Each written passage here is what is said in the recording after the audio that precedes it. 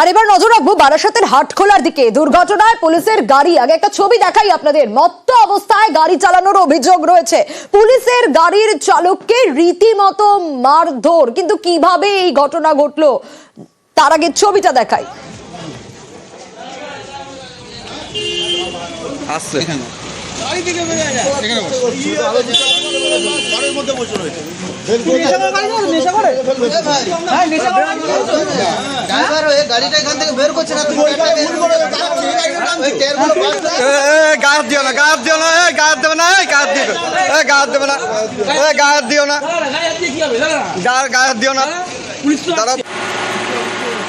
জিয়াউলের কাছ থেকে জানবো, জিয়াউল, পুলিশের গাড়ির চালককে মারধর কারণ মত্ত অবস্থায় গাড়ি চালানোর অভিযোগ রয়েছে, ঠিক কি ঘটেছিল একটু জানতে চাইবো।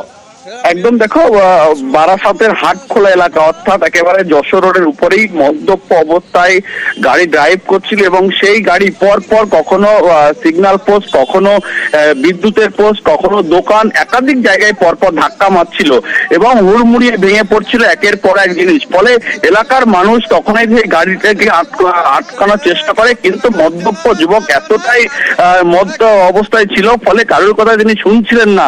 ফলে তখনই যখন একটি ড্রেনের মধ্যে গাড়িটি নেমে যায়, সেই সময় কিন্তু এলাকার মানুষ তাকে ধরে তখন যেটা বলতে যায়, সে তখন তর্ক বিতর্ক করতে থাকে যে কোনো মদ্যপ অবস্থায় ছিলেন না।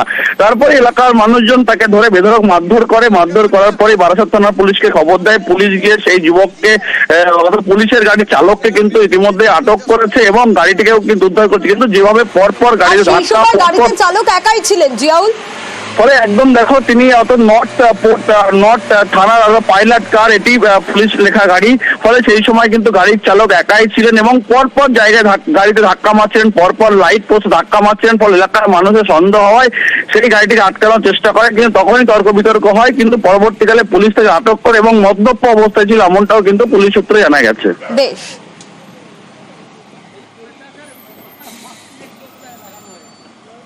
দেখছি সবাই স্টার্ট দিচ্ছে, ধোয়ায় দেখে দেখছি যে এই অবস্থা। পুলিশ লোক যে ড্রাঙ্ক অবস্থায় যে গাড়ি নিয়ে যাচ্ছে, ওটা তো বড় দুর্ঘটনা ঘটতে পারতো। হতেই পারে যখন তখন।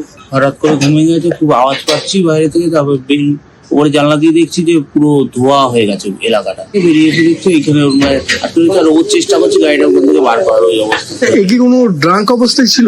হ্যাঁ, ওটা তো পুলিশেরই গাড়ি চলেছে। প্রশাসনিক তারাই যদি আইন